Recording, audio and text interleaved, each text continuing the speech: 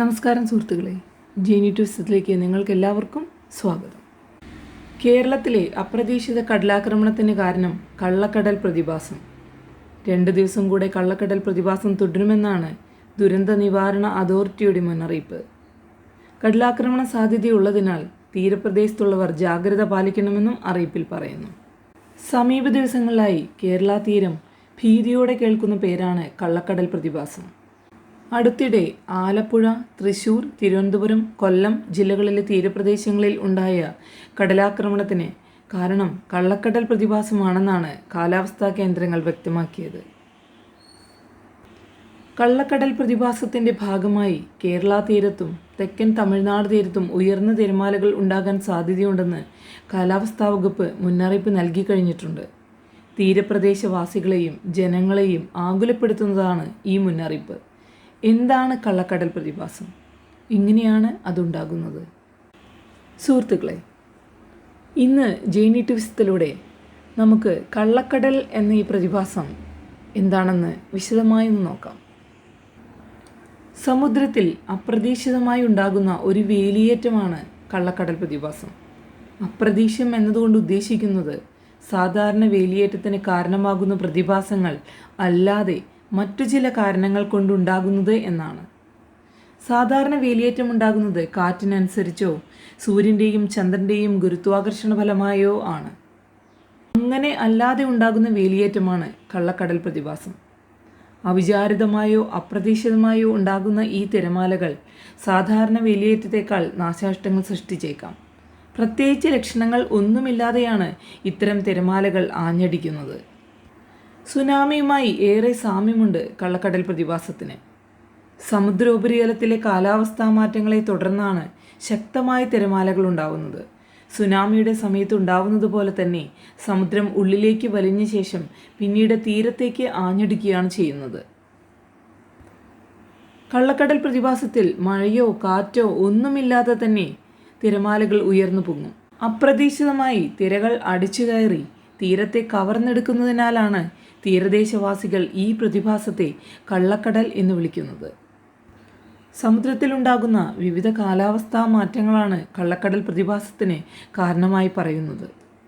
Indian മഹാസമുദ്രത്തിൻ്റെ തെക്ക് ഭാഗത്തായി 4000 മുതൽ 6000 കിലോമീറ്റർ വരെയുള്ള പ്രദേശത്ത് ഉണ്ടാകുന്ന ന്യൂനമർദ്ദം, കൊടുങ്കാറ്റ്, ചുഴലിക്കാറ്റ് എന്നിവ ഉൾപ്പെടെ പലതും കള്ളക്കടൽ പ്രതിഭാസത്തെ സ്വാധീനിക്കുന്നു. ആഗോള താപനവും ന്യൂനമർദ്ദവും ഈ പ്രതിഭാസത്തിന് സ്വാധീനം ചെലുത്താം. ഇവിടെ നിന്ന് രൂപപ്പെടുന്ന തിര കരയിലേക്ക് എത്തുമ്പോഴാണ് കള്ളക്കടൽ പ്രതിഭാസമായി മാറുന്നത്. മഴക്കാലത്ത് 7 സെക്കൻഡും സാധാരണ 10 സെക്കൻഡുമാണ് ഒരു തിരയുണ്ടാകാൻ എടുക്കുന്ന സമയം.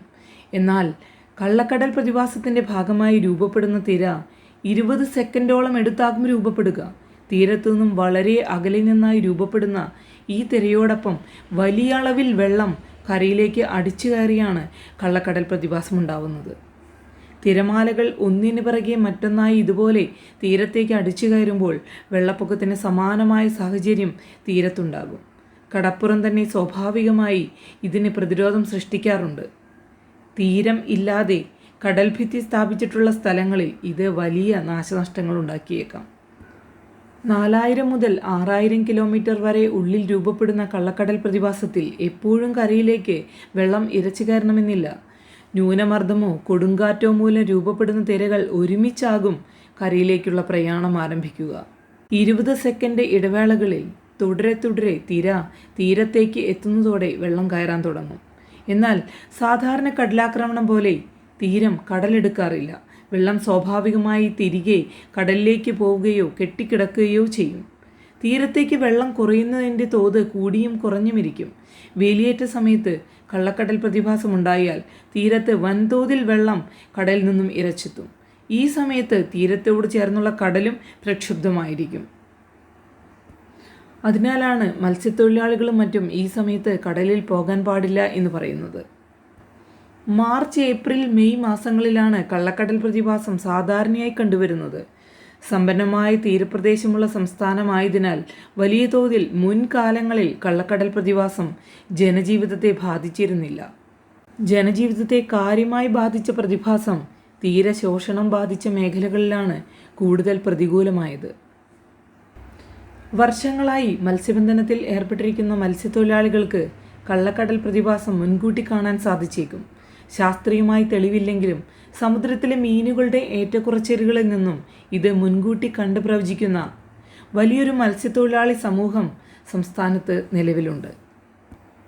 കള്ളക്കടൽ എന്ന ഈ പ്രതിഭാസം ഗുരുതരമായി ജനജീവിതത്തെ ബാധിക്കാനുള്ള പ്രധാന കാരണം തീരശോഷണവും ആഗോളതാപനവുമാണെന്ന് പറയുന്നു. കള്ളക്കടൽ ഉൾപ്പെടെയുള്ള പ്രതിഭാസങ്ങൾ ഭാവിയിലും വലിയ പ്രതിസന്ധി സൃഷ്ടിച്ചേക്കാം. പലയിടത്തും തീരം പൂർണ്ണമായി നശിച്ചിട്ടുണ്ട്. കടൽഭിത്തി പണിതാണ് പലയിടങ്ങളിലും കടൽക്ഷോഭം നിലവിൽ നിയന്ത്രിച്ചു വരുന്നത്.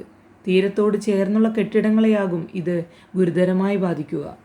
കടൽഭിത്തി പണിയുമ്പോൾ ശക്തിയായി തീരത്തടിക്കുന്ന തിരമാലയുടെ സമ്മർദ്ദം താങ്ങാനും വെള്ളം ഒഴുകിപ്പോകാനുമുള്ള സംവിധാനം വേണം. ഇത് പലയിടത്തുമില്ല. ഇത്തരം മേഖലകളിൽ കള്ളക്കടൽ ഗുരുതരമായി ബാധിക്കുന്നു.